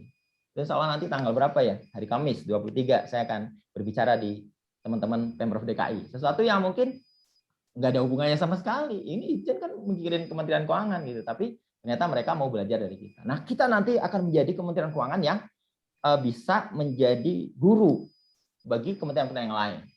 Wah, itu semangat saya, Pak. Dan saya yakin Pak Yusuf pasti bisa mendukungnya. Dan juga teman-teman yang hadir itu ada sekitar 270-an di Zoom dan juga di YouTube yang banyak. Ini kita akan menjadi kekuatan besar. Jadi jangan khawatir, Pak. Ada kekhawatiran boleh ya, tapi dikit aja gitu. Dikit. Nah, yang besarnya adalah semangat, Pak. Semangat kita bersama, Pak. Ini kan rumah kita, Pak. Saya minimal sekarang saya 51 tahun. Mungkin saya masih 9 tahun lagi ya. Kalau sebagai autor media saya sampai 60. Atau kalau saya menjadi autor utama nanti saya bisa sampai 65, bisa menjadi 14 tahun lagi. Saya masih ada di Kementerian Keuangan. Dan kita akan perkuat bersama-sama, Pak. Pak Yusuf juga masih muda, ya kan? Kelihatan dari wajahnya, dari senyumnya, ya kan? Nah, itu, Pak. Jadi tetap semangat, Pak. Terima kasih, Pak. Ditunggu door-pasnya, Pak. Oke. Boleh door-pas. Assalamualaikum warahmatullahi wabarakatuh. Saya boleh tuh. Warahmatullahi wabarakatuh. Terima kasih Pak Yusuf atas pertanyaannya, luar biasa ya. Diskusi yang sangat interaktif dan jawaban yang luar biasa juga dari Pak Dery Soeharto. Terima kasih Pak atas tanggapan dan jawabannya. Ya, mohon izin Pak, kita lanjut ke penanya berikutnya ya Pak ya. Wah, sepertinya banyak yang tertarik sekali nih Pak dengan materi Bapak sampaikan. Alhamdulillah ya Pak ya, semoga dapat bermanfaat. Nah, selanjutnya Bapak dan Ibu, mohon izin kami mengundang Bapak Andri Firmayanto. Maksud kami Bapak Andri Firmayanto dari Kanwil DJBC Banten. Selamat pagi Pak Andri. Silakan Pak Andri. Mungkin perlu diambil oleh panitia. Pagi, Pak. Ya. Assalamualaikum. Silakan Bapak. Ya. Waalaikumsalam warahmatullahi wabarakatuh. Terima kasih Pak Dedi. Ya Pak. Pertanyaan saya Pak. Mohon maaf kalau di Islam kan kita tentunya diajarkan terkait dengan kita merasa diawasi oleh Allah Subhanahu wa taala. Iya. Nah, adakah korelasi antara integritas yang sedang kita gaungkan di Bea Cukai? Ya. Artinya kalau kita merasa diawasi oleh Allah tentunya kita pasti akan berintegritas kuat gitu. Ya. Hal-hal yang negatif tentunya tidak akan kita lakukan gitu. Ya. Kira-kira adakah korelasinya antara itu, Pak Dedi? Mohon pencerahannya. Terima kasih. Baik, Pak. Nah, ini menarik ya. Saya jadi teringat satu konsepsi yang saya dapatkan dari tadabbur Al-Qur'an. Saya nggak apa-apa ya, karena sifatnya universal ya. Ini Bintangnas mungkin meliputi semua agama, tapi ini sifatnya universal. Jadi ada yang menarik terkait dengan muraqabatullah ini. Jadi merasa diawasi oleh Allah. Dan kira-kira Bapak Ibu sekalian tahu apa yang sebenarnya bisa mendidik kita memiliki muraqabatullah? Itu ternyata ada di dalam rangkaian kaitan dengan ibadah Ramadan, yaitu ibadah puasa. Dan ibadah puasa ini bagusnya adalah itu ibadah yang ada di umat Islam juga, di umat Nasrani juga ada, di mungkin umat-umat yang lain saya rasa ada, sebagian besar ada kelihatannya. Tentu dengan konsep puasa yang mungkin berbeda-beda. Ya, kalau kayak di umat Nasrani itu kan kadang tidak sahur ya, tapi itu hanya persoalan dari ininya. Saya pernah satu tim itu bareng-bareng dengan teman Nasrani, pas waktu Ramadan itu kami puasa semuanya. Gitu. Bapak nggak makan? Saya puasa juga, Pak Dedi katanya. Gitu. Entah menghormati, entah waktu itu bertepatan dengan hari puasa mereka. Nah, puasa ini luar biasa. Bapak Ibu sekalian, ya, kalau kita baca terkait rangkaian ibadah puasa ini, itu biasanya dimulai dari Quran surat Al-Baqarah 183. Paling banter orang itu nyebut sampai 187. Nah, itu karena ngajinya nggak tuntas gitu. Tapi terus terang baru saya ngomong masalah ini. Saya bukan ustadz, tapi saya penikmat Quran, penikmat agama gitu. Jadi sebenarnya yang menarik dari rangkaian ibadah puasa yang dimulai dari Al-Baqarah 183 itu dia akan diakhiri dengan 188. Dan kalau kita bicara 188 itu bicara tentang larangan untuk memakan harta dengan cara yang batil. Hingga kalian datang kepada orang-orang yang memutuskan perkara, yaitu hakim, dengan cara yang batil. Jadi bahkan kalaupun kita mendapatkan harta secara sah melalui suatu mekanisme persidangan, tapi cara batil itu sangat dilarang oleh Al-Quran surat Al-Baqarah 188. Itu ayat ini banyak yang nggak merasa itu sebagai ayat Ramadan. Kalau kita misalkan di dalam bulan Ramadan yang telah kita lewati lalu, itu biasanya orang membahas Quran surah 183, kemudian 184, terus 185, gitu, 186 tentang doa, terus I'tikaf 187 gitu. Tapi nggak nyampe ke 188, itu problemnya. Padahal itu ujung ayat itu di 188, ujung namanya satu makro. Makro itu 188.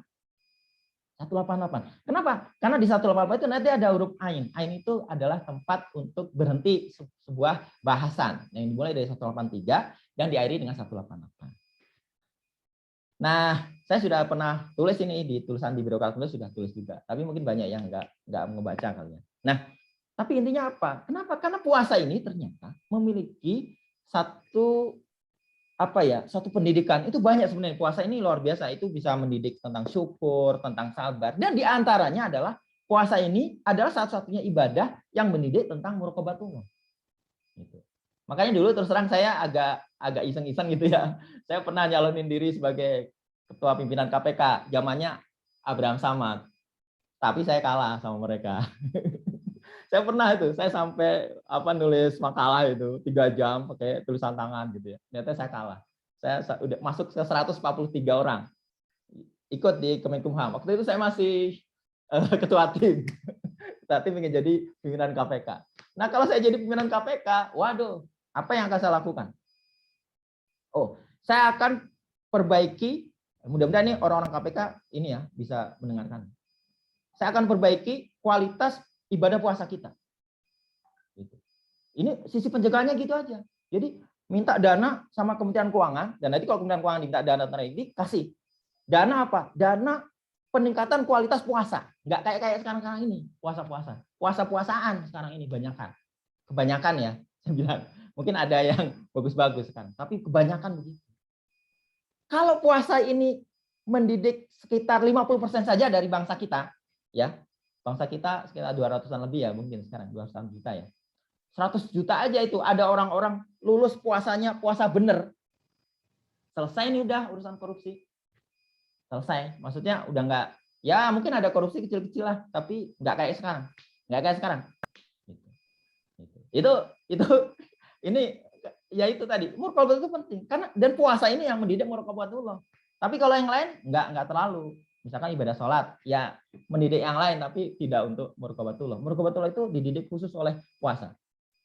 Ya karena kan kita sendirian, ya kan? Tapi kan kita nggak mau makan.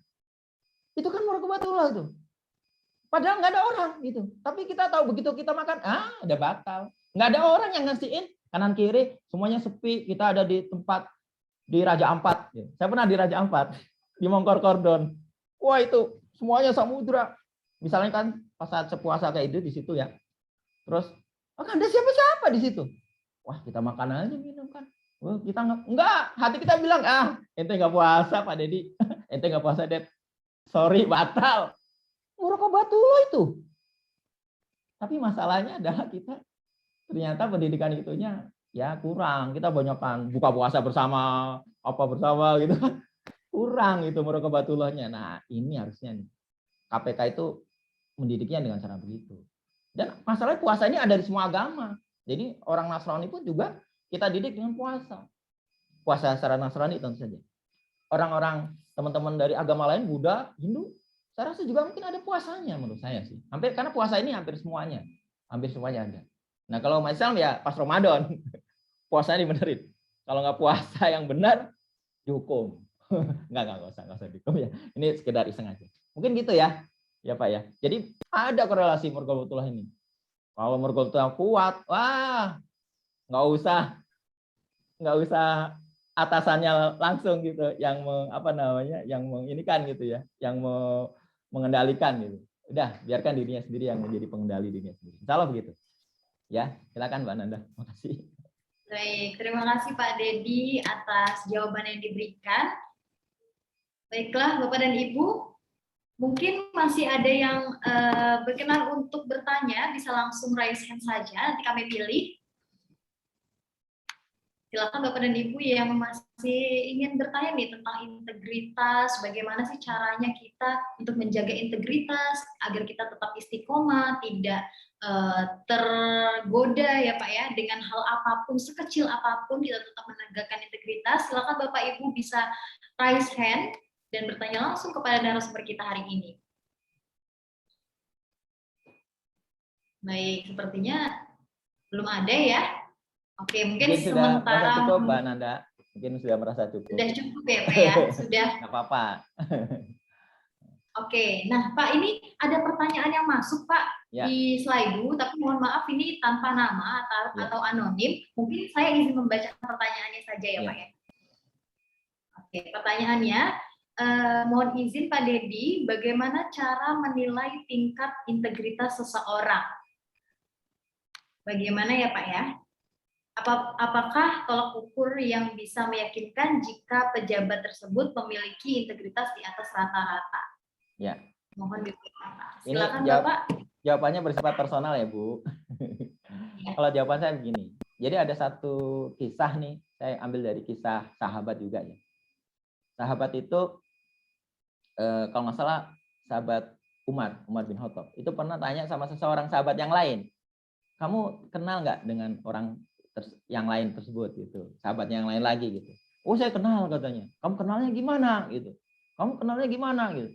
Oh saya kenalnya itu saya suka bareng-bareng ke masjid gitu ya. Ya mungkin kalau yang lain tuh ke gereja segala macam gitu. Maka kata Umar bin Khattab dibilang, enggak, kamu belum kenal dia. Lalu apa kenal dianya itu adalah katanya, apakah kamu sudah pernah melakukan perjalanan bersama-sama dengan dia dalam jangka waktu yang safar. Safar itu artinya sampai menginap segala macam kayak gitu. Jadi integritas seseorang itu akan kelihatan pada saat dia mengalami satu peristiwa yang tidak sebentar. Kalau sebentar itu bisa di lab service gitu semuanya. Tapi kalau lama itu akan kelihatan karakternya. Nah, di antaranya itu kita bisa menilai tolak ukurnya itu dengan kita melakukan perjalanan bersama-sama. Maka akan kelihatan di sana integritasnya. Kalau tertimpa musibah, bagaimana sikap dia.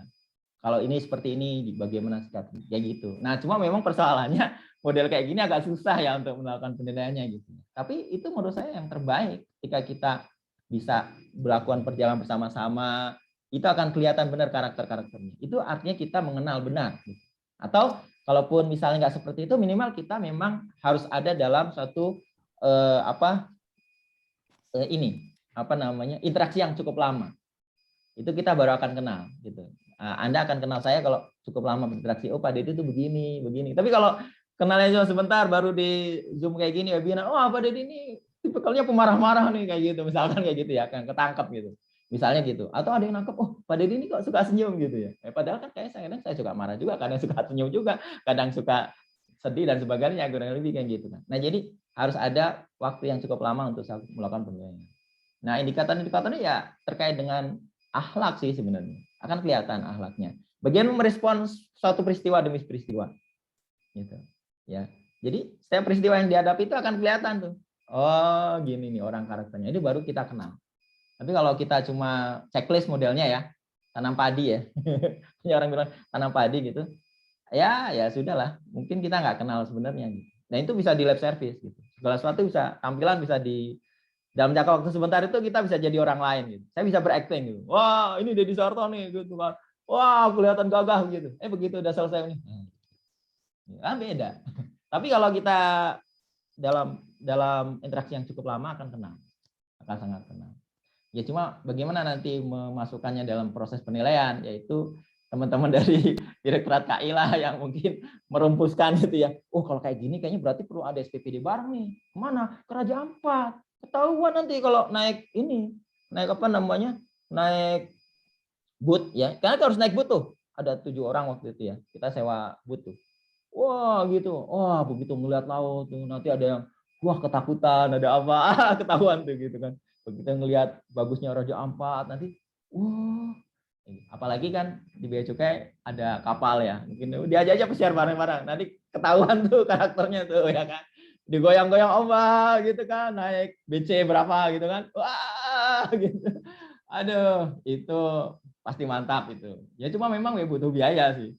Gitu. Atau ya perjalanan darat nggak apa-apa lah, pakai mobil bareng-bareng gitu kan, ketahuan tuh nanti, wah ketawanya kayak gimana gitu ya, dicatat aja semuanya, wah ini karakternya kayak gitu.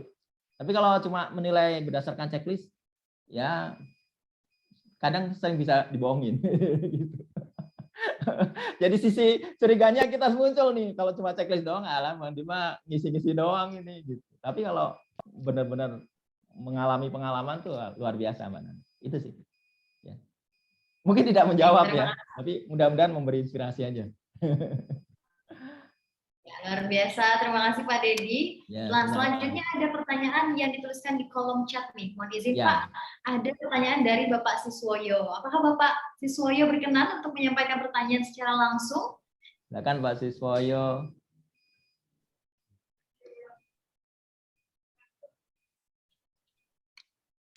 Oke, sudah kami maaf Reddy sambil rapat DKO saya. Maaf. Oh, lagi baca aja. sambil rapat. Ya silakan Pak, nggak apa-apa. Tolong dibacakan aja Nanda. Oh dibacakan, silakan Oke, Pak Nanda. izin Pak, maaf.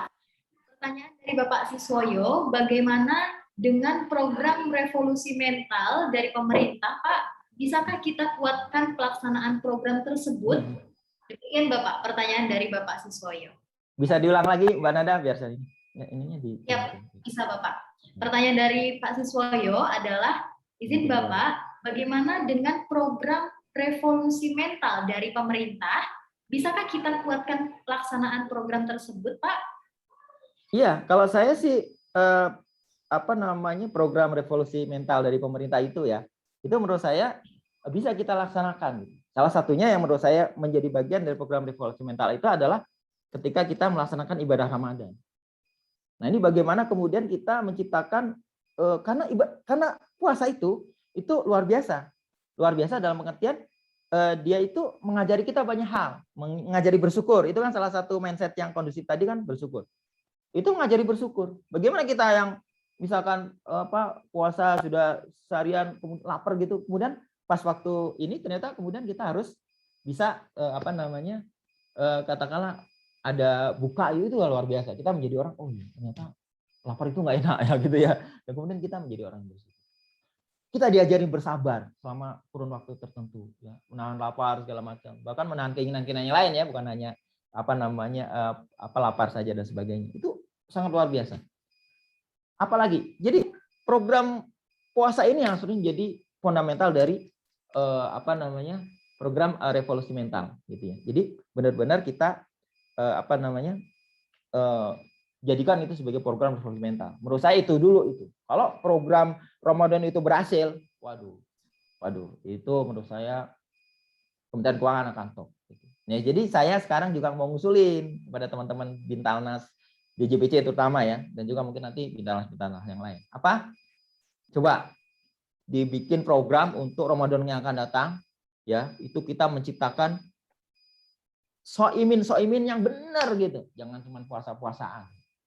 Ya. Kalau dalam konteks istilahnya gitu, kan puasa itu ada yang puasanya orang hoam, katanya, orangnya awam. Nah kita jangan sampai awam aja gitu, tapi sudah mulai hoas gitu ya, atau bahkan hoasnya hoas gitu. Nah itu yang harus kita tingkatkan. Kalau kita ya puasanya kita puasa orang awam aja Pak Deddy, cukup gitu menahan lapar dan dahaga aja, ya sudah selesai. Berlalu Ramadan sekian lama nggak ada terjadi perubahan revolusi mental. Itu salah satu yang saya usulkan gitu ya. Jadi mudah-mudahan itu bisa menjadi bagian dari program Pintalnas DJBC ya. Saya tunggu nih. Saya siap gitu untuk ikut mengisi program Ramadan. Jadi sebelum Ramadan itu pada saat tahrib itu misalnya kita bikin programnya, kita jelasin nih sampai tadaburnya itu sampai 188. Datangin Ustadz tuh jangan membahas 183 lagi, 188. 188 tuh dibahas sampai berapa episode gitu. Waduh, itu kalau benar-benar terjadi, wah, perubahan besar di Kementerian Keuangan. Dan perubahan besar di Kementerian Keuangan akan memberikan perubahan di kementerian lembaga yang lain. Ya, termasuk KPK. KPK kita pengaruhi. Ya. Ibaratnya seperti atasan lah KPK ini. Tapi kita pengaruhi. Kita sebagai bawahan mempengaruhi KPK. Supaya menjadi lebih baik. Ya kan? Atau siapa tahu nanti di antara kita ada yang mau jadi ketua KPK berikutnya. Biar bagus. Silakan. Itu ya jawaban saya. Jadi saya mendukung revolusi mental dengan salah satu programnya adalah program Ramadan Ramadan efektif ya, atau mungkin Ramadan apa gitu. Pokoknya puasa Ramadan itu benar-benar menjadikan hamba-hamba Allah yang bertakwa. Gitu. Itu Mbak Nanda. Makasih. Ya. Terima kasih Pak Dedi atas pertanyaan dari Pak Siswoyo. Semoga terjawab ya Pak Siswoyo ya. Baiklah Bapak dan Ibu yang kami hormati semuanya, tanpa mengurangi rasa hormat, kami ucapkan terima kasih kepada Bapak dan Ibu yang sudah mengajukan pertanyaan hari ini. Tapi mohon maaf sekali dari hati kami terdalam bahwa mungkin belum bisa menampung semua pertanyaan yang mungkin ada ya yang ingin disampaikan oleh Bapak dan Ibu semuanya. Mungkin kita bisa mengadakan Bintalnas lagi ya Pak ya, webinar lagi di lain kesempatan ya, dengan Bapak juga sebagai narasumbernya ya, dan kita bisa membahas kembali tentang integritas. Boleh dipilih beberapa, mungkin 3 orang untuk mendapatkan hadiah novel Samudra Pesona, insya Allah saya akan kirim. Oh, luar biasa. Terima kasih lagi Pak Dedi. Saya serahkan kepada Mbak Nanda lah, nanti kontak-kontak dengan saya, siapa yang menerima atau saya kirimkan ke DKI, silakan aja.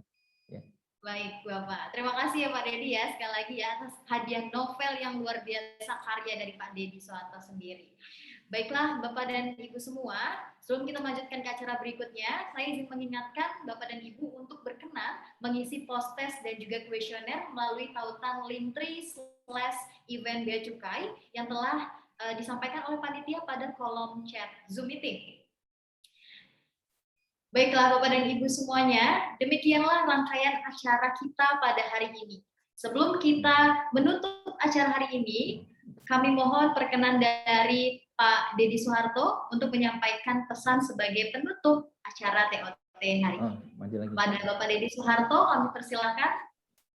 Ya, baik Bapak Ibu sekalian, sahabat-sahabatku di Direktorat Jenderal Bea dan Cukai, ya, closing statement saya adalah mari kita memperbaiki mindset kita dan buatlah mindset kita mindset yang kondusif sebagaimana tadi saya sampaikan ya. Nanti materinya bisa diminta sama panitia atau kepada saya, silahkan ya. Salah satunya mindset terkait dengan masalah bagaimana kita bersyukur, bagaimana kita open mind dan sebagainya ya. Nah, dengan ada perubahan mindset ini, insya Allah ini akan memperbaiki integritas kita gitu. Karena integritas ini memang diperlukan mindset. Tanpa ada suatu mindset yang bagus, maka integritas kita hanya ikut-ikutan. Nah, ketika kita sudah punya mindset yang kondusif terkait dengan integritas, insya Allah kita akan menjadi orang-orang yang berintegritas. Dan kalau kita berintegritas, nanti kita akan juga termasuk orang berkinerja dan juga orang yang profesional. Dan itu akan menghasilkan Kementerian Keuangan yang baik, menghasilkan Direktorat Jenderal yang baik. Ya. Bahkan kita menjadi the best office of the world. Oke ya, terima kasih. Assalamualaikum warahmatullahi wabarakatuh. Waalaikumsalam warahmatullahi wabarakatuh. Kami ucapkan terima kasih sekali lagi kepada narasumber kita yang luar biasa, Bapak Dedi Soeharto dari Inspektorat Jenderal Kementerian Keuangan yang sudah menyempatkan berbagi materi, berbagi ilmu pengetahuan kepada kita semua tentang topik yang luar biasa, yaitu integritas, yang merupakan poin pertama dalam nilai-nilai Kementerian Keuangan. Seperti apa yang dikatakan beliau tadi, mari kita perbaikan mindset kita, senantiasa bersyukur dan menjunjung tinggi integritas dalam kehidupan sehari-hari, termasuk dalam dunia kerja tentunya Bapak dan Ibu. Baiklah, Bapak dan Ibu semuanya, acara spesial ini sayang sekali jika tidak didokumentasikan. Oleh karena itu, kami mohon Bapak dan Ibu untuk berkenan membuka kameranya dan kita berfoto terlebih dahulu ya. Kami silakan Bapak Ibu untuk membuka kameranya, sedangkan mikrofonnya tidak apa-apa, dinonaktifkan. Oke, baiklah, mungkin yang pertama kita gaya formal terlebih dahulu. Saya mohon izin menghitung, 3, 2, 1. Mohon ditahan Bapak dan Ibu. Cukup. Selanjutnya mungkin gaya kedua ini dari Bapak Dedi Soeharto. Apakah ada ide untuk pose kita Pak, foto kedua ini? Seperti apa nih Pak integritas simbolnya? Oh, simbolnya gini aja. Ya. Oke, ini ya. Boleh Bapak Ibu kita bergaya seperti ini? Oke, saya mohon izin menghitung mundur. 3, 2, 1. Mohon ditahan. Oke, cukup. Tepuk tangan buat kita semua, boleh Bapak Ibu? Terima kasih. Semoga dengan adanya training of trainers hari kedua ini Bintalnas DJBC tahun 2021 dapat semakin menambah pengetahuan kita untuk menjadi aparatur sipil negara di lingkungan Kementerian Keuangan, khususnya Direktorat Jenderal Bea dan Cukai, untuk menjunjung tinggi nilai integritas dan juga menambah semangat kita untuk terus berkarya walau dalam keterbatasan. Jangan lupa Bapak Ibu ikuti TOT hari ketiga besok Rabu 22 September 2021 dengan judul Happy Worker, Productive Worker bersama seorang akademisi dari universitas terbaik di Indonesia. Wah, tentunya Bapak Ibu penasaran bukan? Langsung saja cek Instagramnya @event_beacukai dan jangan lupa follow akun tersebut. Sekali lagi kami ucapkan terima kasih dan terus jalankan protokol kesehatan ya Bapak dan Ibu untuk memutus rantai penyebaran COVID-19. Jangan kita abai dan lalai karena pandemi belum usai. Materinya bisa disarankan. Sampailah kita di penghujung acara. Saya Nanda, mewakili seluruh panitia pamit undur diri. Kami mohon maaf dari lubuk hati kami terdalam jika terdapat kata-kata yang kurang berkenan untuk Bapak dan Ibu semua. Integrity is doing the right thing even when no one is watching. Mari kita utamakan integritas. Dengan integritas, kita menjadi pribadi yang lebih berkualitas. Terima kasih. Wassalamualaikum warahmatullahi wabarakatuh. Mental sehat, kerja kuat.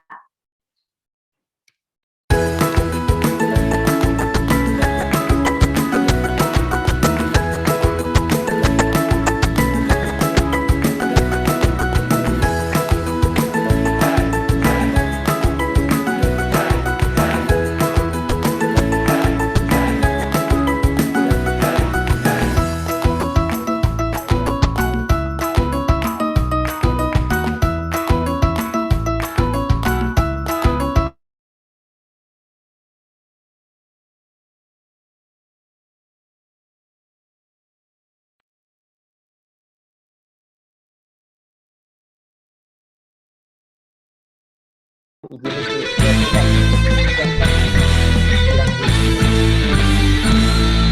ku pandang kerlip bintang nan jauh di sana, selalu ku dengar melodi cinta yang menggema. Terasa kembali gelora jiwa mudaku, karena tersentuh alunan lagu semadu kopi dangdut. Api asmara yang dahulu pernah membara, semakin hangat bagai ciuman yang pertama. Detak jantungku seakan ikut irama, karena terlena oleh pesona alunan kopi dangdut. Irama kopi dangdut yang ceria menyengat hati menjadi gairah, membuat aku lupa akan cintaku yang telah lalu. Api asmara yang dahulu pernah membara, Semakin hangat bagai ciuman yang pertama. Detak jantungku seakan ikuti irama, karena terlena oleh pesona alunan kopi dangdut.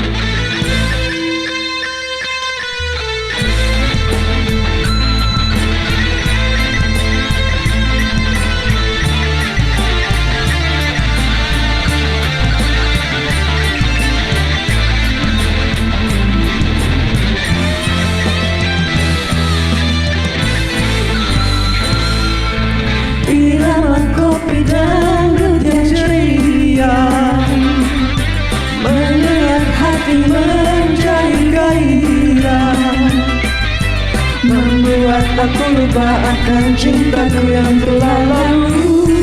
Api asmara yang dahulu pernah membara, semakin hangat bagai ciuman yang pertama. Detak jantungku seakan ikuti irama, karena terlena oleh pesona alunan kopi dangdut. Kala ku pandang kerip bintang nan jauh di sana, saya ku dengar melodi cinta yang menggema, terasa kembali gelora jiwa mudaku, karena tersentuh alunan lagu semadu kopi dangdut. Karena tersentuh alunan lagu semadu kopi dangdut.